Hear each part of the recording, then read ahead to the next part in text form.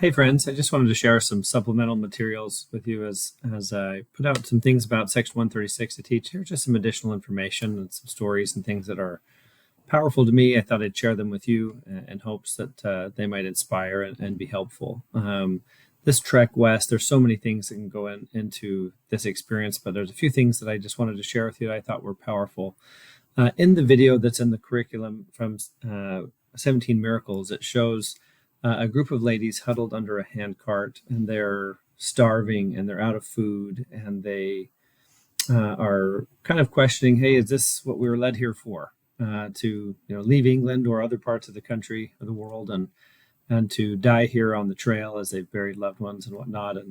And they're in the video, they're at a place called Bessemer Bend, and this is along the trail. This is a picture of Bessemer Bend. They're right here. It's this bend in the river, kind of this oxbow in the river, and I had a chance to go to this location. Just kind of off to the left of this, there's this bluff right here, and most likely these saints are gathered around this bluff, and they're huddled in as it's been. The weather has come in, the snow has really come in hard, and they're really struggling and wrestling. And recently, they have just cut down their rations to 4 ounces of flour a day, which is like nothing. And they've cut down those rations, and they had actually tried to cut down the load in their hand carts on the Willie Company. And so they had taken excess blankets and other items within like the last week or two, and they had burned those blankets and said, we don't have space to bring these. And it became a thing where that was also their signal of, we're not going back, we're moving forward. And then they hit the early winter just within like a few days after this, and they're struggling and they're out of food. And anyway, in the video, it really shows they're huddled up next to their handcart, and they're questioning what is going on, and is this really what we're here for? And this was a really sacred site to be here. There's a story of Joseph Young, Brigham Young's brother, where he is out in a search party looking for the company and looking for help and trying to find them.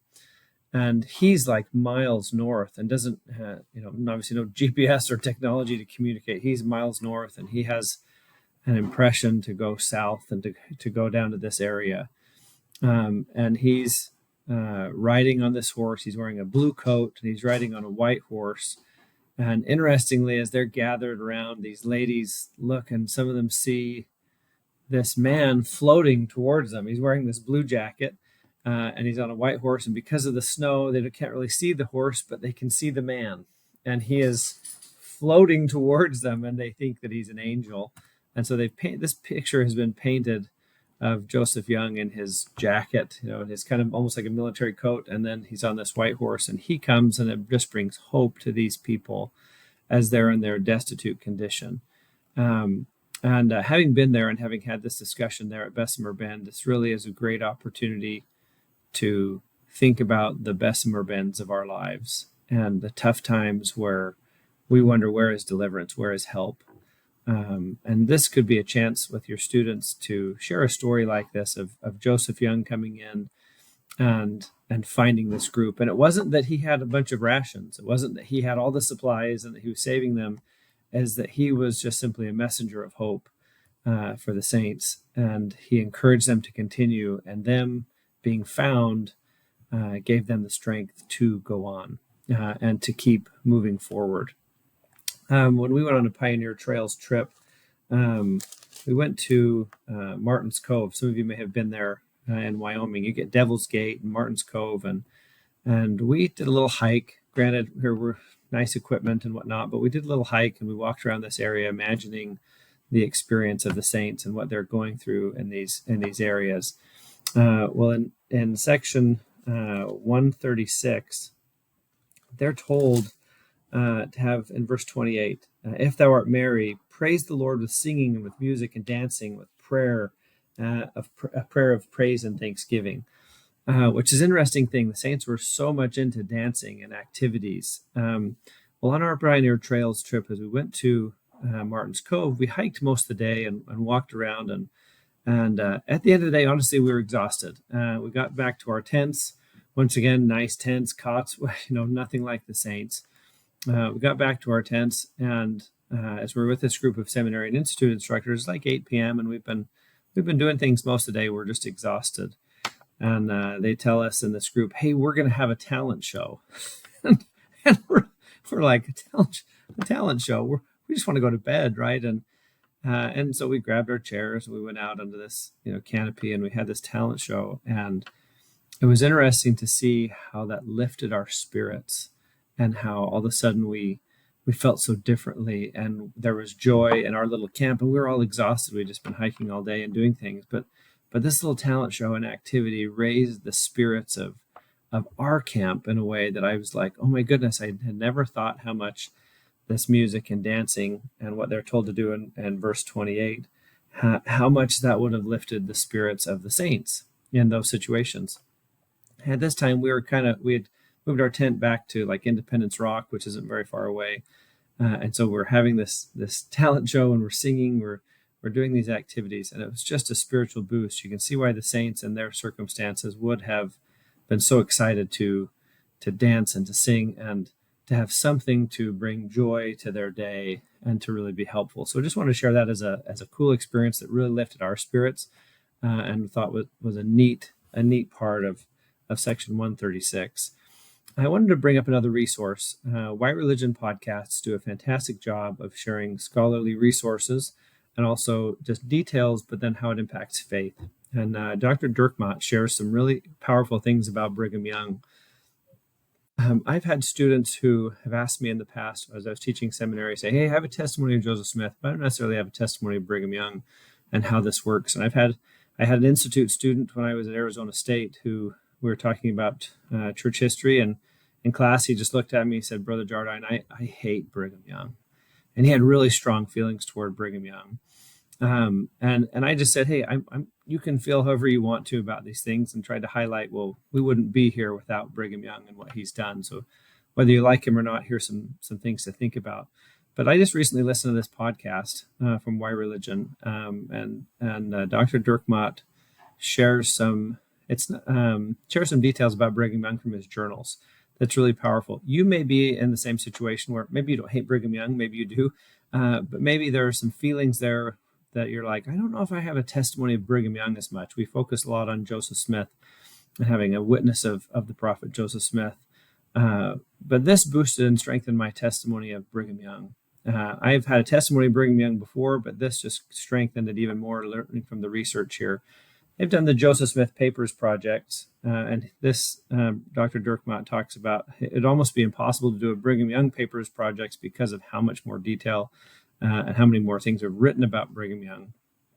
But he has done a lot of work here. So this is an area that you feel as a teacher, you're like, this could be helpful to me, maybe just in your own personal testimony. Maybe there's nothing here you share with students, but maybe it's something for you that would be beneficial. I thought I'd just post that here, and maybe we can even share a link. But there's the title right there, Thunder and Roar Out the Gospel, the Brigham Young Journals.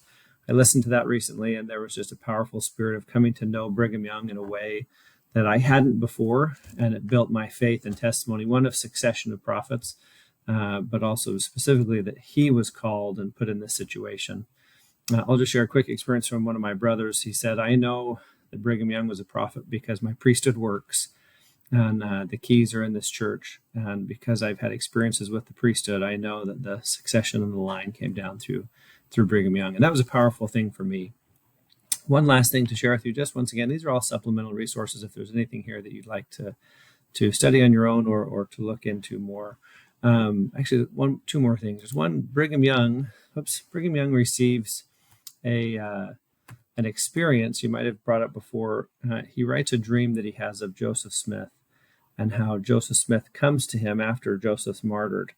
And he has this dream where Joseph tells him to lead, or to make sure that the people keep the spirit with them. And there's some counsel there that's super helpful. And I think some of section 136 and this how to organize companies may have also come from this dream experience with Brigham Young and Joseph Smith. Keep in mind, there's a part here that's interesting. In section 136, verse 22, it says, I am he who led the children of Israel out of the land of Egypt, and my arm is stretched out in the last days to save my people Israel. We fall back on the story of Moses and God using Moses to deliver the children of Israel so much. And Nephi falls back on that. The early day saints fall back on that. Peter or Paul, like they fall back on this story so much of God's deliverance and what God's going to do. And there's power in knowing God has the power to deliver. And here Jesus brings us up with Brigham Young and says, hey, remember who I am. I led them out of Israel. I'm going to do the same for you. And you kind of get this parallel with the saints and with the early day saints of Moses and others, and how God has delivered them, how Jehovah delivered them out of Egypt into the promised land, right? And how he's going to deliver the saints. But keep in mind with this, President Nelson has been talking about the gathering of Israel so much. And I imagine President Oaks is just going to continue this message. But I remember when President Nelson, prior to COVID, he traveled around and he enlisted people in the Lord's Battalion, right? Here's a picture of when he came to Arizona. My wife and daughters went to this meeting. And that was President Nelson's message, was come and enlist in the Lord's Battalion to gather Israel. And there's a powerful principle to share with you from the book of Jeremiah in chapter 16, verses 14 and 15. It says, therefore, behold, the days come, saith the Lord, that it shall no more be said, the Lord liveth that brought up the children of Israel out of the land of Egypt. The story that he just referred to in 136 and that we get all the time. In verse 15, but the Lord liveth that brought up the children of Israel from the land of the north, and from all the lands whither he hath driven them, and will bring them again into the land that I gave unto their fathers. In a sense, the story of the children of Israel being delivered is no longer going to be the greatest deliverance story. It's going to be the gathering of Israel. The gathering of Israel, and the Lord brought people from the north and the south, and that he gathered in his covenant people. That will be the story that we start to rely on and that we start to share. I mean, we'll highlight the story of Moses. That'll be great, but that won't be the greatest deliverance and gathering. The greatest deliverance and gathering will be the gathering of Israel in the last days. This Lord's youth battalion that he is enlisted to come and to gather. This will be one of the greatest works that Jesus Christ will do.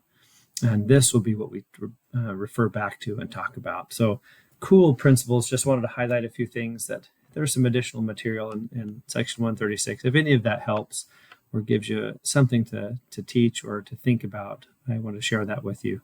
I'm just grateful to be a part of that work and to be involved with you and what this is, and in the Lord's Battalion, and helping these youth and helping them to connect with living prophets and Jesus Christ and the scriptures in powerful ways. So here's a couple of resources. I hope those might be helpful. If you took some time to listen to that, thank you for all that you're doing. Appreciate all the good work that you put into the youth.